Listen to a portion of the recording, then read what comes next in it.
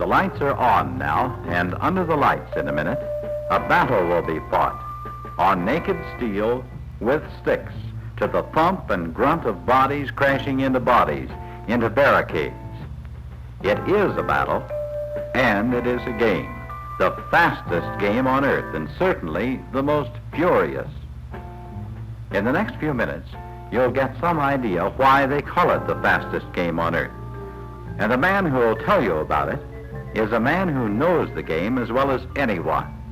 Rudy Pillis, former coach of the one-time world champion Chicago Blackhawks, and now the man who calls the shots for another up-and-coming hockey team, the Denver Spurs of the Western Hockey League.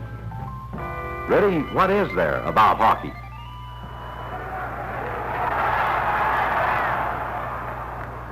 A new fan will say to me, gosh, I don't really know what they're doing, and it seems so fast and so busy.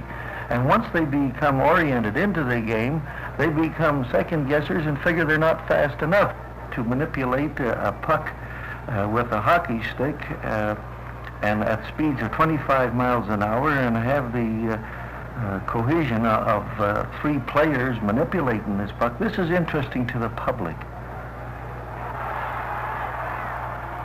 Where women can enjoy the game is they don't have to get involved with statistics or rules of the game.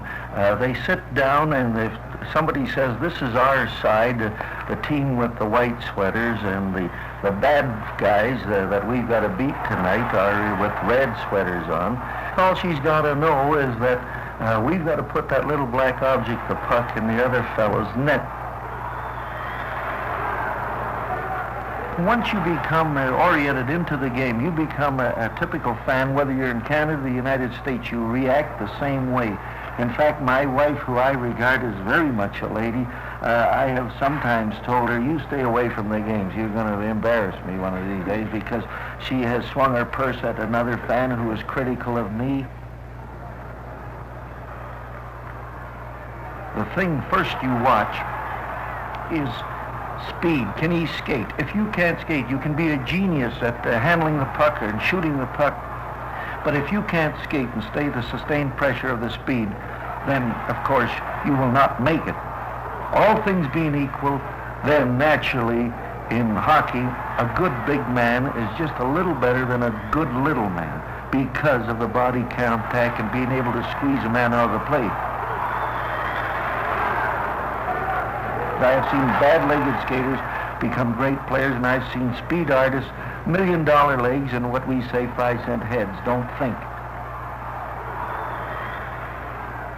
We don't hire fighters, but the game is a body contact game, and we depend on the policeman or the referee to control the fair play.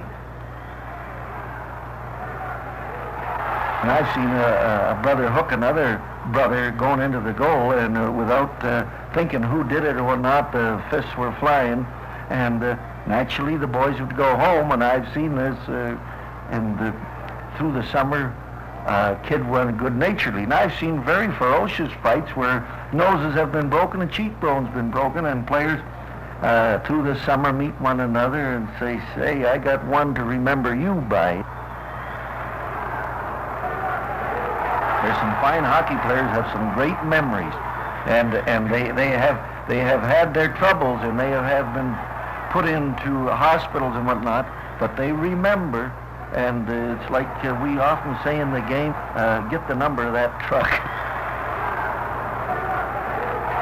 Now the defense, their job is the toughest job in hockey, because unless they can get people helping out, they have to know when to hit a man or when to stick check or poke check a puck from an opponent. The goalkeeper's position, of course, and he has to be very agile, be very quick, and his position is to stop the puck from going into the net, that 4x6 opening.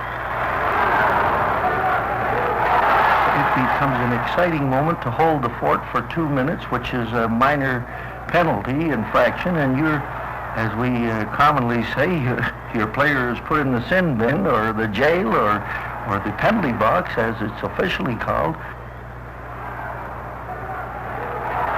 It's a funny thing. When I was with the Blackhawks, the Chicago Bears used to get to know our players quite well, and of course there seemed to be a reciprocal agreement in regards to watching one another's games. And I've heard the football players come in, some great football players come in there and say, boy, I wouldn't play that game, that's too rough. Football players saying that. And yet our hockey players watch those linemen grind it out and went, no way would I play that game, boy. So I guess to each his own, so to speak. Psychiatry and psychology is a big thing today. I mean, you got the team all up, and some fan says to you, boy, Coach, do you think we'll win today? How do I know what the wife has said to him, or maybe he didn't kiss her good morning, or had a bit of a grumble over a grocery bill just before he come to the arena? This upsets a player. I must understand the individual very thoroughly. I must know the player, his personality, his temperament, so that after I get to know him and then sell myself to him so he gets to understand me, that he's not afraid of me, that he knows who is the boss, and that he respects my knowledge of the game.